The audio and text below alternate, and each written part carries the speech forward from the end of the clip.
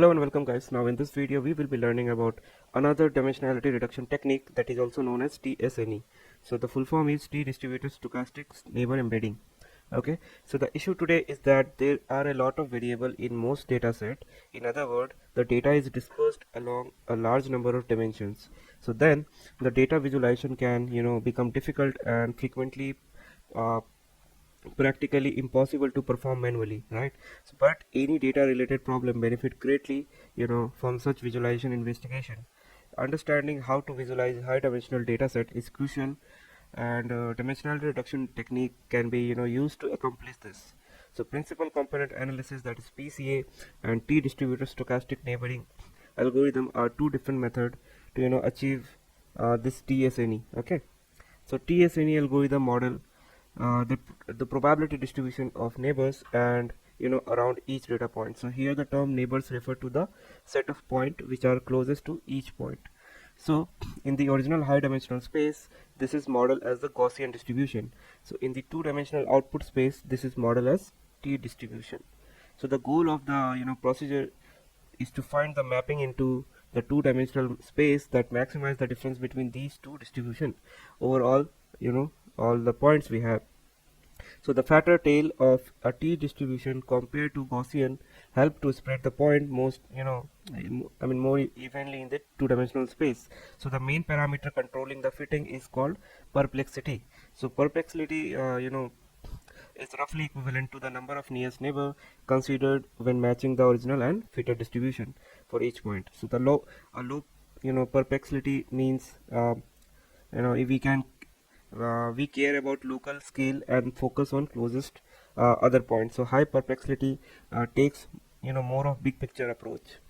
So because the distribution are distance based, all the data must be numeric. So you should convert all the categorical variable to numeric ones by the binary encoding or similar method. So it is also often useful to normalize the data so each variable is on the same scale. So this avoid variables with a large number of range dominating the analysis. So this stochastic neighboring algorithm, the underlying idea is will measure the pairwise similarity between high dimensional and low dimensional objects. So it started by converting the high dimensional Euclidean distance between two data points into conditional probabilities that represent similarities. So overall, TSNE is a powerful technique for visualization high dimensional data in a low dimensional space while preserving the pairwise relationship between the data point. It has been used in various fields such as image recognition, genomics, and natural language processing nowadays. So the t-SNE algorithm is non-linear dimensionality reduction technique that is commonly used for visualizing high dimensional data in low dimensional space. And the t-SNE is non-linear dimensionality reduction technique that well suited for embedding high dimensional data into low dimensional data, which is 2D for purpose of data visualization. Now let's understand why not PCA, why t-SNE. Okay, so PCA and t-SNE are both dimensionality reduction technique, but they serve different purposes. So when it comes to dimensionality reduction, PCA is famous because it is simple, fast, and easy to use and retain the overall variance of the dataset. Though PCA is great, it does have some drawbacks. So one of the major drawbacks of PCA is that it doesn't retain non-linear variance. This means PCA is not able to get results. So it is particularly useful for visualizing cluster or pattern in complex dataset. Unlike PCA, t-SNE is nonlinear and can capture nonlinear relationship between data points, making it useful for more complex dataset. So in simple terms, PCA work on retaining only global variable and thus retaining local variance was the motivation behind t-SNE. So PCA is mainly used for linear uh, dimensionality reduction, meaning it work well when there is linear relationship between the variable. It tries to find the principal component that explains the most variance in the data while keeping the original dimension as the orthogonal as possible. PCA is computationally efficient and can handle large dataset. So on the other hand, t-SNE is used for nonlinear dimensionality reduction, meaning it can capture more complex relationship between variables that cannot be captured by linear method like PCA. t-SNE also work by modeling the data in high dimensional space as probability of points being close to each other, and then model the same probability into lower dimensional space. t-SNE is computationally intensive, and it is mainly used for visualizing high dimensional data in a low dimensional space. So therefore, if you are interested in visualizing high dimensional data, t-SNE may be a better choice than PCA. However, if you are interested in finding principal component that explains the most variance in the data, or reducing the dimensionality of the data in a computationally efficient manner, PCA may be the better choice. So now you know when to use which, right? PCA is used when we have linear data set, and t-SNE is used when we have more complex data set. Okay, so now let's understand how it works. Okay, so let me show you an image. So basically this is a handwritten data set where it contains images from 0 to 9, and you can see how t-SNE is visualizing the data set in a efficient manner, where you can see, right? I mean, it's clearly visible, uh, the way it is classifying all the digit in a great manner without any overlapping. I mean, it's very easy to understand the classification between all the 10 digits that you see here, and the way it is visualizing is clearly understandable, and this is why t-SNE is famous for. Okay, now you have seen how it the end goal it gives. Now let's understand how it actually works. Okay, so this is a short way to understand the t-SNE algorithm. Let's understand the throughout logic. So basically, the t-SNE algorithm is a dimensionality reduction technique used to visualize high dimensional data in low dimensional space. So the very first step that we will be doing is computing the pairwise similarity, that is Pij for every ij. Okay, so Pij is a probability distribution that measures the similarity between data point I and j, and that the similarity it calculates in high dimensional space. So the similarity measure can be on Gaussian kernel that takes into account the Euclidean distance between two data point. Then we make Pij symmetric. So what I mean by that, so the pairwise similarity is computed in step 1 is not symmetric, so we need to symmetrize them to by taking the average of Pij and Pji. Then after that, what we do is we choose a random solution y naught. Okay, so y naught is a lower dimensional representation of the data that we initialize randomly. Then we write a while not loop. Okay, so it will be while not done. So the algorithm iteratively updates the lower dimensional solution y until it converges to stable configuration. Okay, so this is like a stable configuration that you have seen. So now it is not stable. Okay, so it is step by step it is producing the stable solution that actually we are looking for. Okay, now you can see how stable it is, right? So that is what it does. So after that what we do is we compute the gradient. Okay, so so inside gradient we use Kullback linear divergence between P and Q. Okay, so let me tell you what is this.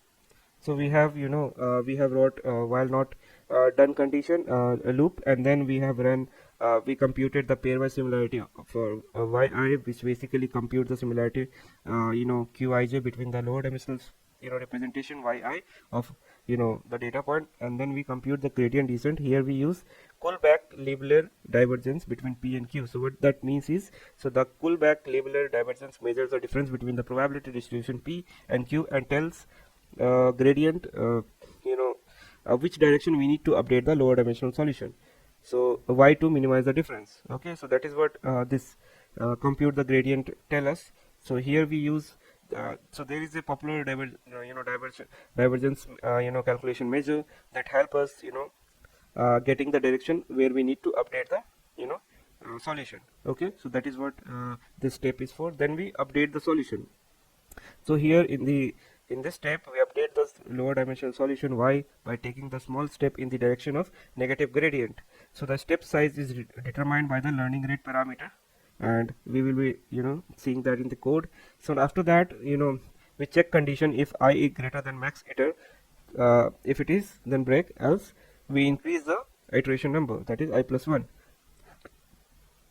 So the algorithm stop when either the maximum number of iteration is reached, or the change in lower dimensional solution y is smaller than the threshold. Okay, so overall, this t-SNE algorithm aim to create lower dimensional embedding of higher dimensional data that preserve the pairwise similarity between data point as much as possible. So this is achieved by iteratively, optimizing the position of data point in lower dimensional embedding based on the pairwise similarity, calculated in higher dimensional space. So, so basically, let's now understand. So this is like a similar that I have explained, but it is in more detail. So so I will share this working in the description so you can understand it thoroughly. Okay. So now let's understand some mathematical formation. Okay. So basically, okay, again, so t-SNE is popular for non-linear dimensionality reduction algorithm that is widely used for visualizing high dimensional data set. And how it does, so it work by minimizing the KL divergence that we have learned just now. So KL divergence is Kullback Leibler divergence that measures the difference between probability distribution. Okay, so so so after you got the measure, one that measures the pairwise similarity between the higher dimensional space and another that measures the pairwise similarity in the lower dimensional space. Okay, so the first expression that you see here compute the pairwise similarity in high dimensional space. So basically what this equation is saying, for each pair of point I and j in the higher dimensional space, compute a probability distribution Pij that measures the similarity between them. So the most commonly used distribution is Gaussian distribution. So this expression is commonly known as Gaussian distribution equation. So where xi and xj are the higher dimensional feature vector of point I and j. Okay, and then sigma is the parameter that control the width of the Gaussian distribution, and denominator normalize the distribution so that it sum to 1 over all the k. Okay, so that is what this equation is saying. Then we do make the pairwise, we do something called make the pairwise similarity distribution symmetric. So you remember, right, in the discussion I told you that first it stay like asymmetric, we need to make them symmetric. Okay, and for that what we do is we do something called Pij equal to we add, okay, we add Pi, so P underscore I plus P underscore j, and we divide it by 2.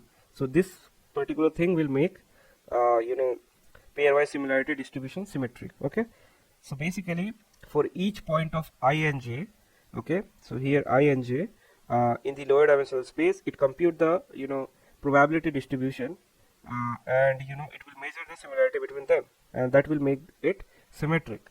So now let's understand the pairwise similarity distribution in lower dimensional space. Okay, so here just like I said, for each point of I and j in lower dimensional space, we compute the probability distribution Qij. Okay, this Qij, so it will measure the similarity between them.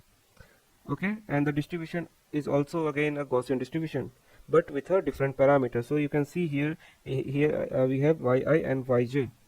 So what this means, so yi and yj are low dimensional feature vector of point I and j, and the sigma another parameter that control the width of Gaussian distribution. Now let's understand the KL divergence. Okay, so basically we compute the KL divergence between two probability distributions. So the KL divergence between two distribution measure the mismatch between them, and it defined at KL of PQ, sum of I, sum of j, then Pij log Pij by Qij. So basically P is here the pairwise similarity distribution in high dimensional space, Q is pairwise similarity distribution is lower in lower dimensional space, and the sum is all pairs of point of I and j. Okay, so we compute the gradient of KL divergence with respect to lower dimensional feature vector. So the gradient of KL divergence with respect to lower dimensional feature vector is given by this. Okay, del dk by dyi. So here basically we multiply for sum of j Pij subtracted by Qij, and then multiplied by yi yj, and then multiplied by f of yi minus yj. So here f is the symmetric t distribution with 1 degree of freedom, which is defined by fx of 1 plus x square to the power minus 1. So which will update the lower dimensional feature vector. How? So we have to write yi of yi minus eta into del of kl, okay, by del of yi. So this is how we update the lower dimensional feature vector using gradient descent, and this ETA is the learning rate. Okay, so learning rate, you already know what it is. So this is how the mathematical formation works, and I mean this will be a little bit hard to digest for now, but when we will be writing this whole thing in a code, it will be very simpler. Okay, so we repeat all the step 3 to 6. Okay, so this is 6th step. Okay, we repeat all the 3 to 6 step until convergence. So we repeat 3 to 6 until KL divergence between two distributions stop decreasing or a maximum number of iteration is reached. So the final output of t-SNE is low dimensional feature vector yi y2 till yn, which can be visualized using a scatter plot for further analysis that we have seen in the the chart that I have, which is this. Okay, so now let's understand one of the major parameter of t-SNE algorithm, that is perplexity. Okay, so perplexity is a hyperparameter in t-SNE that controls the balance between preserving local and global structure in the data. So it is a measure of effective number of neighbors in each point in higher dimensional space. So in t-SNE, the pairwise similarity between two data point is defined as a conditional probability distribution, where the probability of observing one data point given another is proportional to the similarity between 2 points. So this parameter is used to control the variance of Gaussian distribution used to define these conditional probabilities. So perplexity of n means that each point is represented by probability distribution over its n nearest neighbor. So this means that smaller value of perplexity will focus on preserving local structure, while a larger value will focus on preserving global structure. So there is no universal rule for setting perplexity in t-SNE. It depends on the specific data set and desired balance between preserving local and global structure. However, perplexity value between 5 and 50 is commonly used. It is recommended to try different values and examine the resulting visualization to determine the optimal value. So it is also important to note that it shouldn't increase or exceed the number of data points in the data set, because it measures how good the probability distribution predict a sample. Okay, so the question I have is, how should I set perplexity in t-SNE? So the performance of t-SNE is fairly robust under different setting of perplexity. So the most appropriate value depend on density of your data. So loosely speaking, one should say that larger or denser data set require a larger value. Typically value of perplexity range between 5 to 50. So when perplexity is very low, lower number of points are considered nearest neighbor, so other points are scattered, even those belonging to the same cluster. So just remember this point. And another thing is when perplexity is very high, higher number of points are considered the nearest neighbor, so almost all points can come together some of the time. So this measure is basically tell you how good your probability distribution predict a sample. So a low value indicates that the distribution function is good at predicting sample. So we have understood, right? I mean, this is how when you set the value of 5, this is how it will do. 30, it will do just do like this. 50, this is how it will look. 100 according to your existing data. Okay, so that doesn't mean anything, right? So it's not recommended to go beyond 50 some of the time, but it's good to research. Okay, now let's understand what is the problems. Okay, so problems that this algorithm faces. So first is local optima. So t-SNE is an iterative algorithm that is sensitive to initialization. So depending on the starting point, it may converge to local optima rather than the global optima. So it is recommended to run algorithm multiple time with the different initialization to migrate this issue. Then we have overcrowding. So basically t-SNE is prone to overcrowding, which occurs when multiple high dimensional points are mapped to a single lower dimensional point. So this can make it difficult to interpret the result and identify cluster or pattern. Then we have sensitivity to parameters.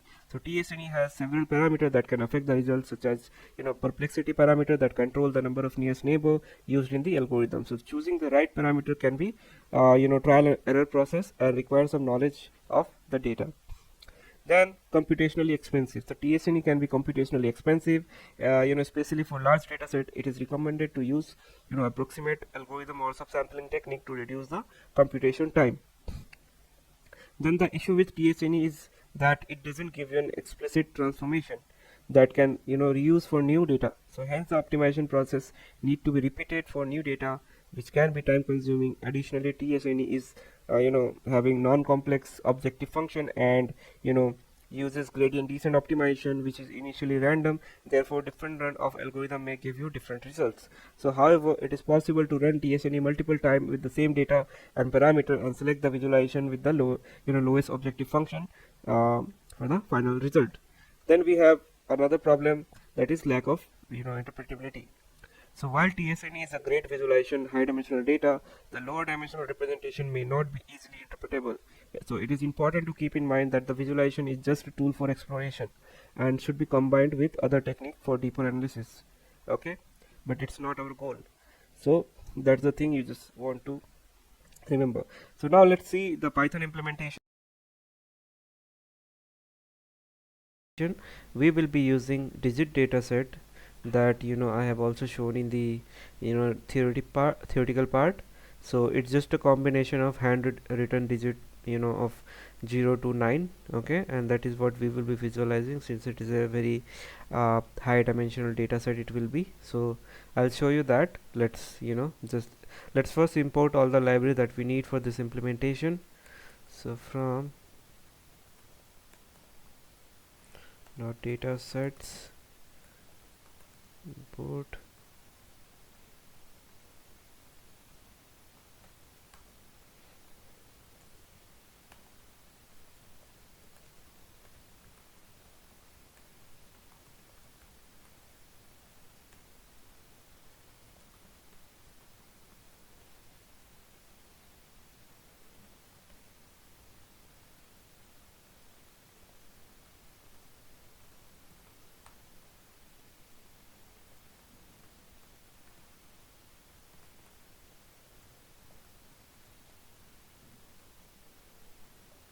fill out score for evaluating the model. Okay, and then we need Davis built-in score as well, so let's import that as well. So Davis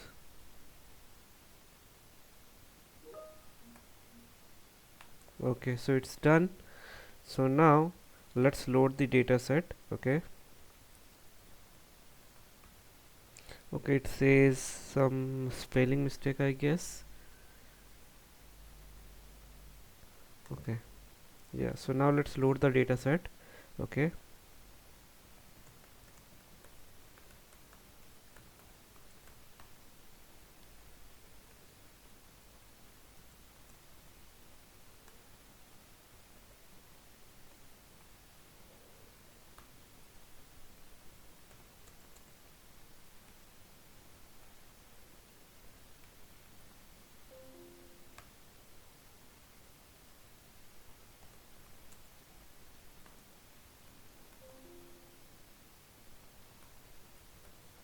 so we have loaded our data. So let's see how it look like. Okay, so you can see it's an array and we will have 10 levels, yeah, 0 to 9. Okay, so now what we can do is, let's check the original dimension of this data set. Okay, and then later on after transformation you will see that the dimension has been reduced. So original dimension is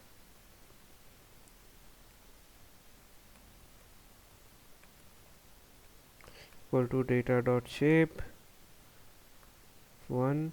Okay, now let's print it. So you can see that we have 64 dimension for this data set, and let's perform dimensionality reduction on this data. Okay, so let's perform the t-SNE algorithm. So for that, let's create the instance first, and here we need to pass how many dimension you need. Okay, so I want 2 dimension only, and let's set some random state. Okay, now we need to fit transform result,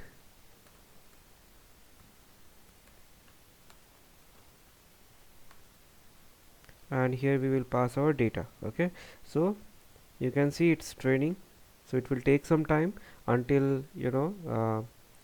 completion. So it's done now, so let's check the reduced dimension. Okay,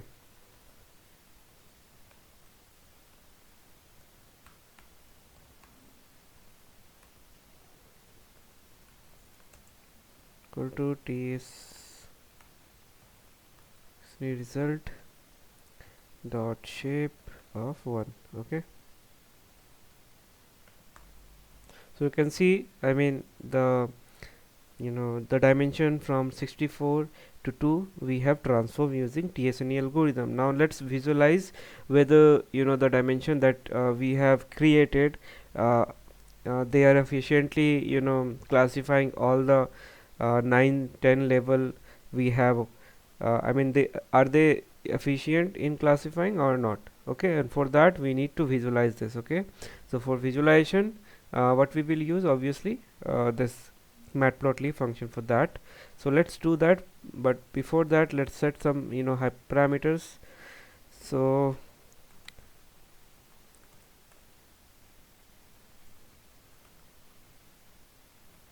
okay, so let's set the figure size.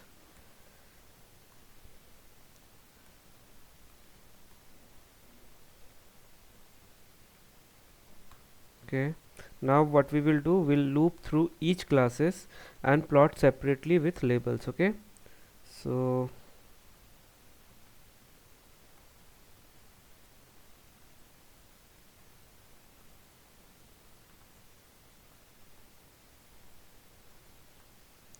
okay, now for label in set of labels, so we are using set because we want unique labels. Okay, so indices equal to labels equal to label. Okay, we are just cross checking here. Now let's scatter, so we will use scatter plot here to plot for each different labels. Okay, so t-SNE result indices, so we are here using the concept of indexes, so it will help us plot the x and y. Okay, so again t-SNE results comma 1, and then we will pass the label as well as color map. Okay, label equal to label, then c map equal to the common one, that is viridis. Okay, now next thing is we need to give title legend.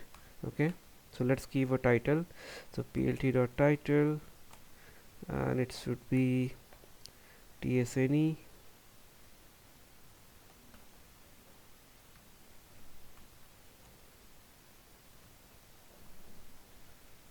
validation of handwritten digits. Okay, next plt.legend dot color bar.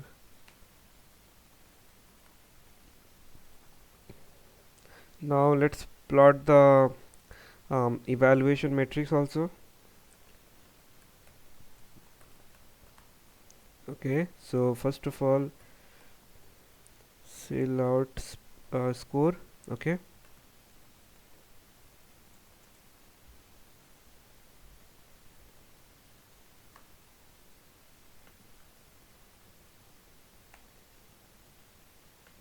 here we will pass our data comma labels. Okay, then then we will also include Davis build-in score. Again here we will pass our data comma labels. Okay, Davis score. Okay, so we are done with it. Now let's calculate the dimensionality reduction. So reduction, I mean this will help us know how much reduction has been happened. Okay, and it should be in percentage, so this is new for everybody. So let's see how we do it. Calculate dimensionality reduction in percent. So original dimension minus reduced dimension divided by original dimension into 100. Okay, so let's print out all the details.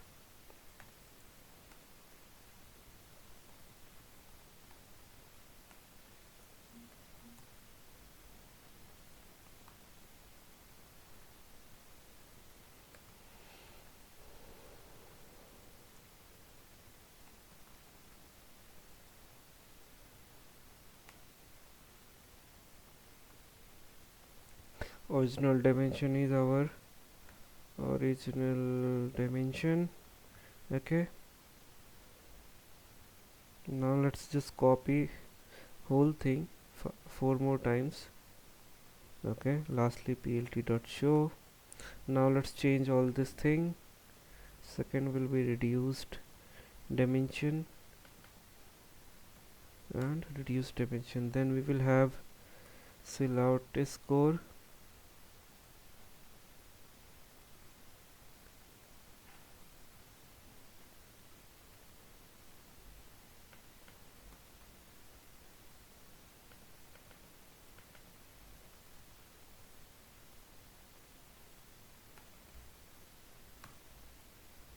Then we will have Davis built-in score.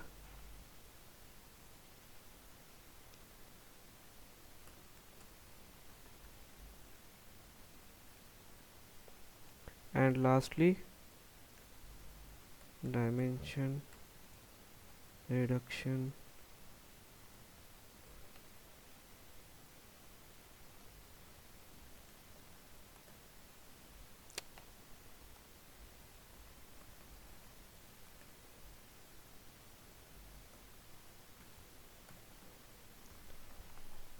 okay. Now just copy this and paste here. Okay, so we have our code ready. Now let's run it and understand the output. Okay, so we have some error labels. Okay,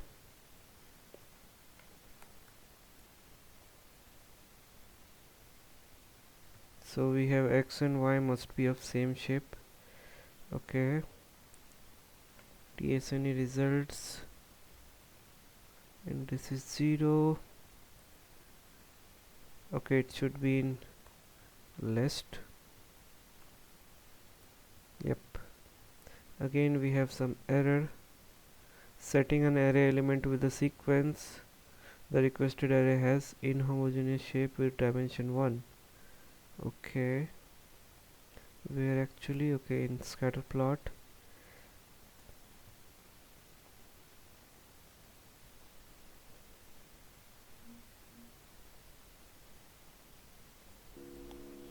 So it should be indices comma 1. Okay, now it's correct. Okay, so what we are getting here, let's understand each of them thoroughly. Okay, so original dimension was 64. Okay, and the original dataset had 64 dimension, or you can say features. So in this case it's the number of feature representing each handwritten digit image, and we can see our reduced dimension is 2. Okay, so after applying t-SNE, the dimension has been reduced to 2. This means that the data has been transformed into two-dimensional space, which is suitable for visualization purposes. Now we can see our similarity score is around 0.16. So it measures how similar an object is to its cluster. Okay, so compared to other clusters, so a score closer to 1 indicates better defined cluster, whereas a score close to -1 suggests that the data point might have been assigned to wrong cluster. A score around 0 indicates overlapping clusters. Then we have Davis building score, that is around 2.15. So Davis building score is another metric to evaluate the clustering algorithm. So it measures how average similarity between each cluster, and it's almost most similar clusters. So lower value indicate better clustering, and higher value indicates bad clustering. Okay, so you can see that we have a lower value, so we can say that it is doing good. And you can even see the this graph also.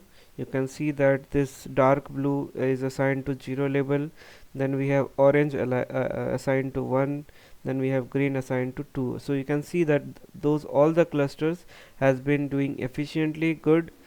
There has been some misclassification here in between class 9 and class 3. Okay, you can see some of the blue points are here, then we have some orange point also here which shouldn't be, then we have light greens. So there are some misclassification, but you can see, I mean, this algorithm is doing good.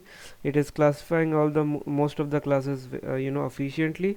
Now I mean, we have seen that we are getting around 97% reduction in the dimension.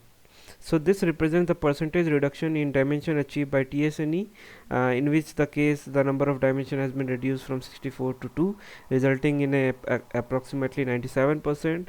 So the reduction in enables us easier visualization while retaining key information from the original data. So now you must have questioned how this much reduction has happened.